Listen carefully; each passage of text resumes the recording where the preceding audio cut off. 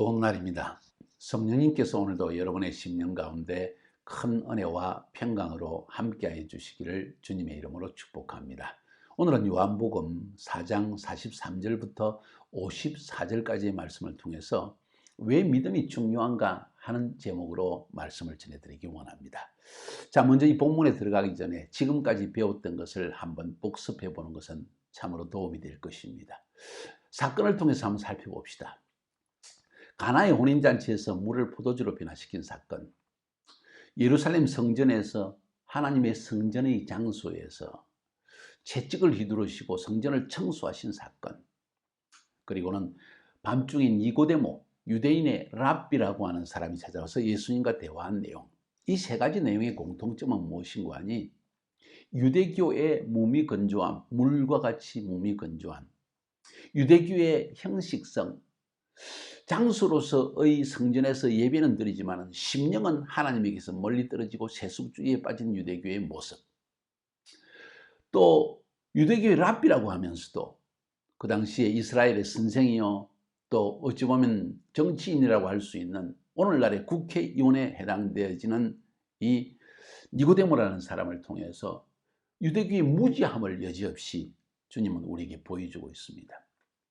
그러면서 바로 예수 그리스도, 그분이야말로 우리의 삶을 물로 포도주로 변화시키시는 분이시요 무미건조한 종교를 생명으로 바꿔주시는 분이라는 것, 또 단순한 장소가 아니라 우리의 마음이 우리가 신령과 진정으로 예배할 대상이 무엇인지를 또 우리에게 보여주고 있고, 우리에게 성령을 보내주셔서 우리를 거듭나게 하시는 분이라는 사실, 유대교의 무지를 그대로 드러내시면서 참으로 예수 그리스도야말로 우리에게 성령을 통하여서 우리의 눈을 열어주시는, 우리로 하여금 완전히 거듭나서 하나님 나라에 들어갈 수 있는, 하나님의 계시를 깨달아 알 수 있는 그런 사람으로 바꾸어 주시는 분은 예수라는 사실을, 유대교와 예수, 율법과 하나님의 은혜, 이것을 우리에게 명백하게 드러내고 있는 것입니다.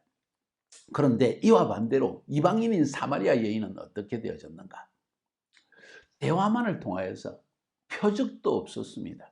기적을 보여준 일이 없습니다. 그런데 단순히 대화를 통하여서 마음이 열려진 사마리아 여인이 예수님과의 대화를 통해서 예수가 메시아라는 사실을 발견했고, 아무 표적이 없었는데도 불구하고 그 여자는 자기가 살고 있던 수가성 사람들에게 찾아가서, 이전에는 그 사람들의 얼굴을 보는 것, 만나는 것을 두려워해서 피했는데 이제는 떳떳하게 고개를 들고 확신 속에 기쁨으로 충만해서 마치 물이 포도주로 변한 것처럼 참으로 성전이 아닌 곳에서 예수님을 만나서 하늘에 속한 신령한 지혜와 계시를 얻어서 이 여인은 수가성에 달려가서 보라, 이 사람이 메시아가 아니냐고 외쳤고, 이제는 이 수가성 사람들이 이틀 동안 머물면서 예수님과 함께 지내면서 예수님이 바로 세상의 구주라는 것을 고백하게 되는 사건을 보았습니다. 유대교를 신봉하고 종교생활에 충실했던 유대인과 참된 예배가 무엇인지를 잘 알지 못하고 방황했던 이방인 같은 사마리아 여인의 대비를 보여주면서 오히려 이 사마리아 여인이 예수를 메시아로 알게 되어지고 고백하게 되어지고, 그로 말미암아 도시 전체가 예수를 믿게 되었다는 사건을 우리에게 보여주고 있으니까 엄청난 이야기죠. 지금까지 그까지 본 거예요. 오늘 본문은 가나의 혼인잔치가 일어났던 그 가나에서 또 예수님께서 기적을 베푸시는 사건을 보여주고 있습니다. 왕의 신하의 아들을 고친 사건입니다. 이 왕의 신하, 이방인인지 유대인인지 말하고 있지 않습니다. 중요한 것은 이게 또 다른 테마로 넘어갑니다. 그것은 무엇인가 하니 예수님에 대한 믿음의 테마입니다. 앞에서 본 것처럼 가나에서 물이 포도주로 변화되는 사건이 일어난 것은 무엇 때문이었을까요? 믿음 때문이었습니다. 누구의 믿음이었습니까? 하인들의 믿음이었습니다. 예수님의 말씀을 듣고는 물을 채우라, 물을 항아리에 채우라고 하니까 아구까지 가득 채웠다. 온전한 순종, 이것은 믿음으로 말미암아 나올 수 있는 행동이지요. 알지 못하고 종들은 그렇게 순종했습니다. 그때 물이 포도주로 변화되는 기적이 나타났다는 것입니다. 그런데 예루살렘의 성전에서 하나님을 섬겼던 바리새인과 제사장들과 서기관들 이런 사람들은 예수님을 신뢰하지 않았고 오히려 예수님과 다투기를 원했습니다.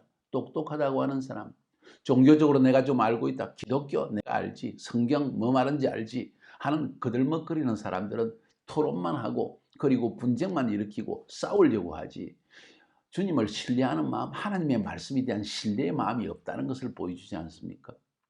니고데모, 심지어 이스라엘의 선생의 율법에 능한 사람이었던 이 랍비, 이 니고데모도 역시 예수님이 하시는 말씀을 이해하지 못했습니다. 물과 성령으로 거듭나야 된다는 말씀을 도저히 이해하지 못했다는 것을 성경은 무지함을 보여주고 있는 거예요. 그와 반해서 사마리아 여인은 도저히 믿음이 있다고 볼 수 없는 여인이었는데, 방황하는 여인인데, 타락한 여인이었는데, 외적으로는 허무할 것이 없는 여인이었는데, 이 여인이 예수님과의 단순한 대화를 통해서 표적 없이도 기적 없이도 하늘에서 오는 그런 기적이 없이도 이 여인은 예수님을 신뢰하였고 이 여인을 통해서 온 도시가 구원을 받게 되었다는 것, 신앙 고백이 튀쳐나왔다는 것, 엄청난 교훈을 이야기합니다. 여기서 제가 강조하고 싶은 것은 믿음에 대한 이야기입니다. 사마리아 여인은 예수님을 신뢰했고 그의 대화를 통해서 예수님이 메시아라는 것을 믿게 되었다는 것입니다. 신뢰와 믿음. 오늘 본문은 왕의 신하의 아들이 치유받는, 죽을 병에 걸린 아들이 완전히 낫게 되는 기적의 이야기를 하고 있습니다. 조금 전에 말씀드린 것처럼 이 사람이 이방인인지 유대인인지 말하지 않습니다. 더 중요한 것은 믿음이 중요하다는 것을 말하는 것입니다. 이 사람은 아직 자기의 삶에 어떤 하나님의 기적을 맛보지 못했습니다. 그런데 신뢰하고 믿는 마음으로 예수가 내 아들의 병을 죽을 병에 걸린 사람을 고칠 수 있다는 단순한 믿음을 가지고 나왔고, 그 믿음의 행동에 하나님께서 역사하셨다는 사실, 예수님께서 응답하셨고 치유의 기적의 역사가, 죽을 아들이 나음을 얻는 역사가 나타나는 걸 보여주고 있습니다. 믿음의 치유입니다. 왜 믿음이 중요한가 하는 것을 지금 말하고 싶은 것입니다. 오늘 본문을 통해서 한번 본문을 읽어보겠습니다. 먼저 43절부터 45절 첫 번째 부분을 보겠습니다. 이틀이 지나며 예수께서 거기를 떠나 갈릴리로 가시며 친히 증언하시기를 선지자가 고향에서는 높임을 받지 못한다 하시고 갈릴리에 이르시매 갈릴리인들이 그를 영접하니 이는 자기들도 명절에 갔다가 예수께서 명절 중 예루살렘에 사신 모든 일을 보았습니다.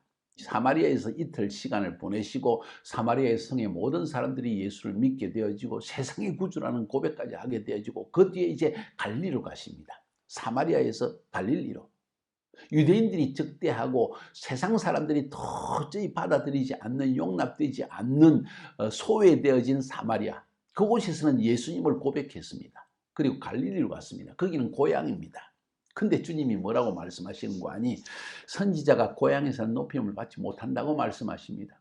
그래도 본문에 보니까 갈릴리 사람들은 예수님을 영접하고 또 그를 받아들이고 믿었다는 이야기를 합니다. 왜냐하면 명절에, 유월절에 이 하나님의 성전에서 예수님이 행하시는 일들과 또 거기에서 아마 많은 기적들을 행했을 것입니다. 그것을 통해서 이 표적을 보고 예수를 믿었기 때문입니다. 그런데 전반적으로 주님이 말씀하시기를 고향 사람들 잘 인정하지 않아, 이런 이야기입니다. 하나님의 선지자는 자기 고향에서 인정받지 못한다, 높임받지 못한다. 왜 그럴까요? 첫 번째, 선입관 때문입니다. 아이, 저 사람이 요셉의 아들 아니야? 저 목수 아니야? 저 사람이 무슨 랍비가 될 수 있겠어? 저 사람이 뭘 성경을 알면 많이 알겠어? 저 사람의 학력이 별로 좋지 않은 대학 나왔네? 저 가난한 사람이잖아.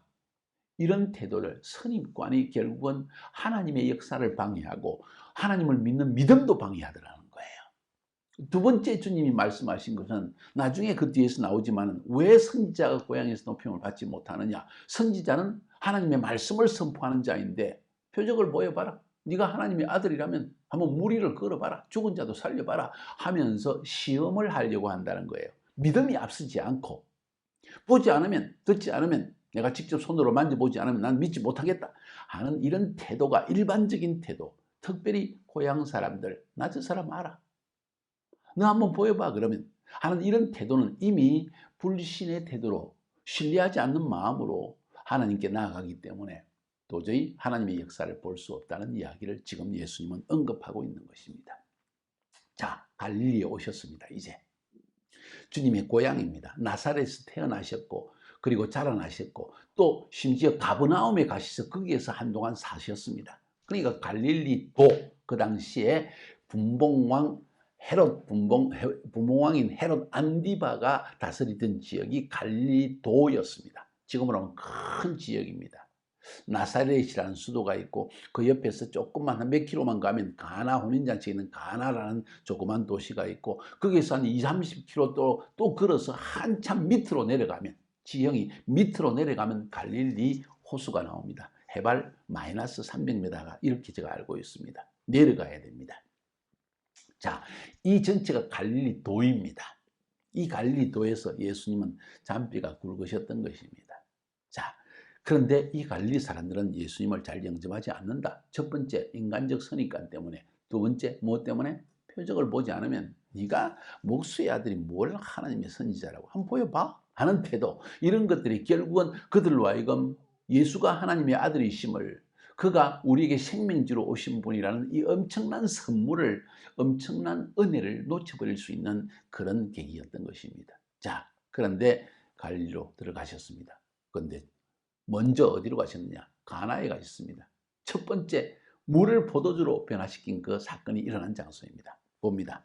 예수께서 다시 갈릴리 가나에 이르시니 전에 물로 포도주를 만드신 곳이라. 왕의 신하가 있어 그의 아들이 가버나움에서 병들었더니, 자, 왕의 신하 헤롯 안디바의 신하인 것으로 보여집니다. 헤롯 안디바는 그 당시에 아마도 디베리아에서 혹은 나사렛에서 살면서 통치를 했던 것으로 알고 있는데, 자, 왕의 신하는 집이 가나에 있었던 것 같고 그리고 그의 아들은 가버나움에 살았던 것 같습니다. 다 갈릴리도입니다.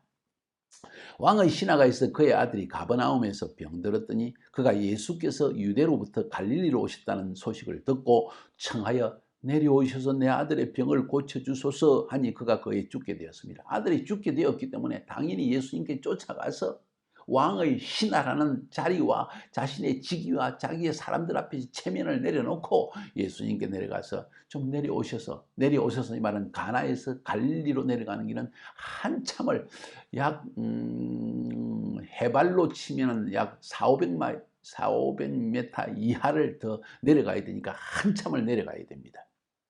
자, 내려오셔서 내 아들을 좀 살려주세요. 고쳐주세요. 거의 죽게 되었습니다. 아들이 죽게 되었으니까 다급해서 지금 체면이고 뭐고 자기의 직이고 뭐고 높은 자리에 있다는 것도 내려놓고 일단 아들을 살려야 되니까요. 자기는 살릴 능력이 없으니까요. 돈도 권력도 아들을 살릴 수가 없습니다. 이쯤 되어야 사람들은 믿어서가 아니라 필요해서 하나님을 찾게 되어 있는 것 같습니다. 그 모습을 지금 보여주는 거예요. 자, 여기에 대해서 하나님은 어떻게, 주님은 어떻게 반응하시는가? 비록 내 필요 때문에 주님을, 하나님을 찾는다 할지라도 하나님은 거절하지 않으시는 것을 보여주십니다. 그런데 그래도 그 안에 있어야 될 것은 우리의 믿음입니다. 내가 그 사람을 믿고 혹은 하나님을 믿고 나아간다면 하나님이 하실 것도 믿어야 되겠죠. 그 이야기를 지금 하는 거예요. 예수께서 말씀하십니다. 너희는 표적과 기사를 보지 못하면 도무지 믿지 아니하리라.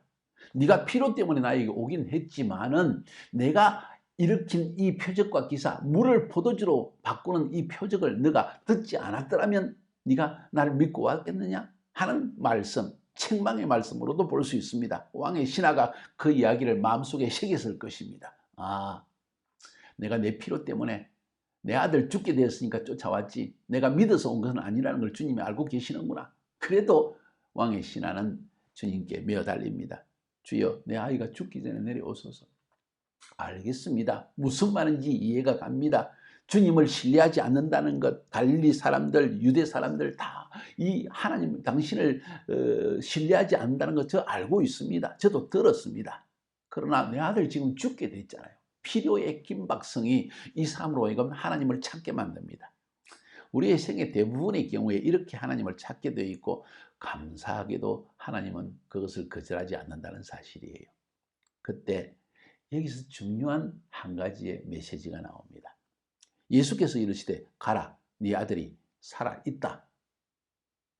이게 얼렁뚱땅지도 않는 그런 말씀입니까?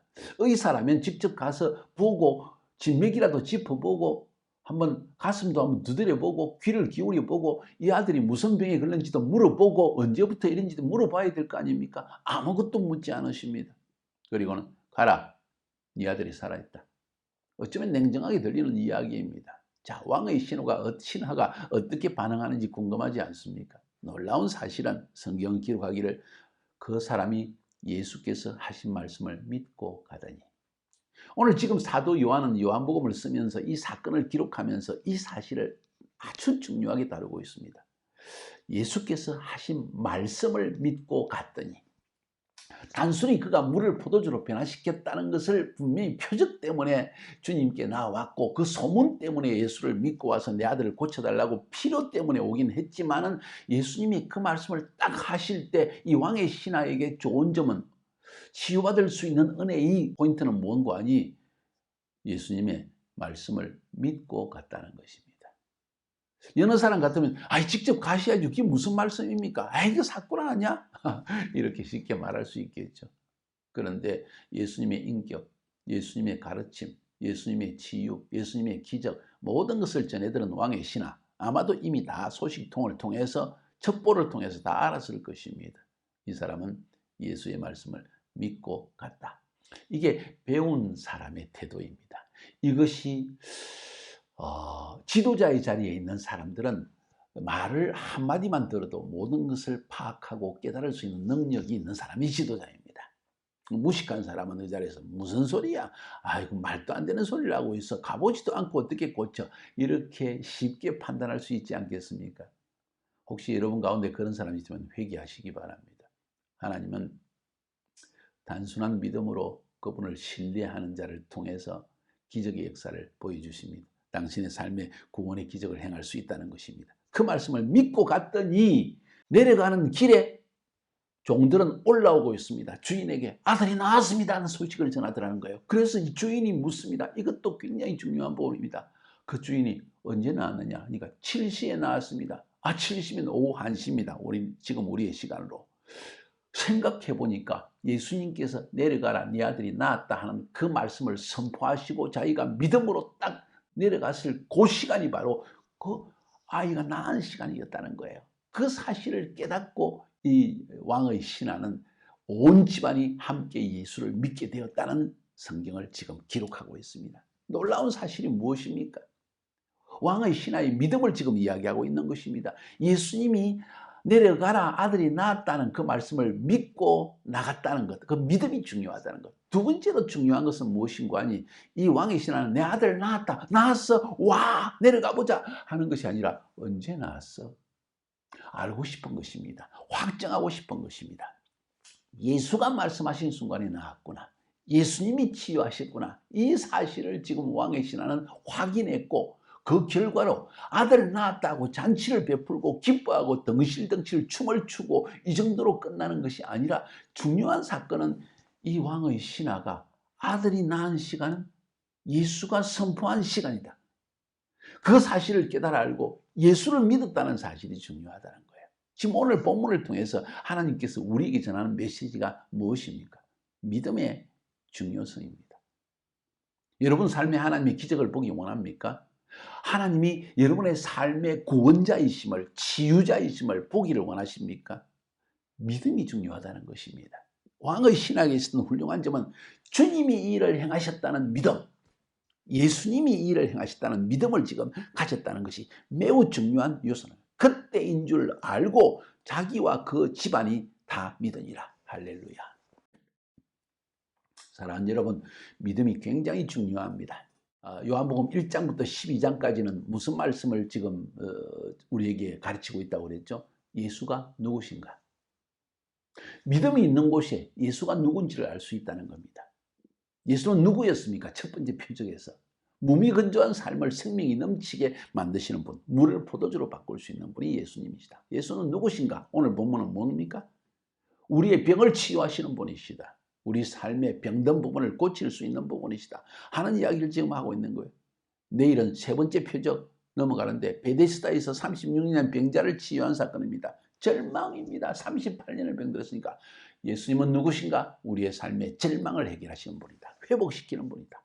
그 다음 넘어가면 6장에서는 오병이의 기적이 나타납니다. 빵 5개와 물고기 2마리로 5,000명 이상, 남자만 5,000명이니까 남녀 합하면 약 2만 명 되는 사람을 먹이신 사건을 기록합니다. 우리의 의식적 문제, 우리의 빵의 문제를 해결하시는 하나님. 그 6장에는 똑같이 물 위를 걸어가신 예수님의 이야기가 나옵니다. 풍랑이 있는데 두려움의 문제를 해결하시는 주님. 예수는 누구신가? 우리의 삶의 두려움을 해결한다. 계속해서 예수는 누구신가를 이야기하고 있습니다. 여러분 알고 싶습니까? 예수님이 누구신지? 예수님을 치유자로 알고 싶습니까? 절망에서 벗어나게 하시는 분으로 알고 싶습니까? 무미건조한 인생을 포도주와 같이 맛있고 그리고 풍성한 삶으로 변화시키는 예수를 알기를 원하십니까? 중요한 사실은 믿음이 있는 곳에 이러한 역사가 나타난다는 것입니다. 나는 여러분들이 이 예수를 체험할 수 있기를 바랍니다. 물과 같은 인생을 포도주로 변화시키는 이 놀라운 역사가 여러분의 삶에도 나타나기를 원합니다. 그러기 위해서 믿음을 가져야 합니다. 병든 죽을 병에 걸린 아들을 치유하시는 치유자 예수님을 만나기 원합니까? 믿음을 보여야 합니다. 그 믿음은 그 말씀은 예수님은 우리 마음속에 성령을 통해서 오늘도 말씀하십니다. 혹은 목사님을 통해서 말씀하십니다. 혹은 심지어 친구를 통해서도 말씀할 수 있습니다. 하나님이 말씀하시는 것 같다 하는 느낌이 들 때 한번 믿음으로 순종해 보세요. 이런 기적의 역사가 여러분 삶에 일어날 것입니다. 승리하시기를 주님의 이름으로 축복합니다.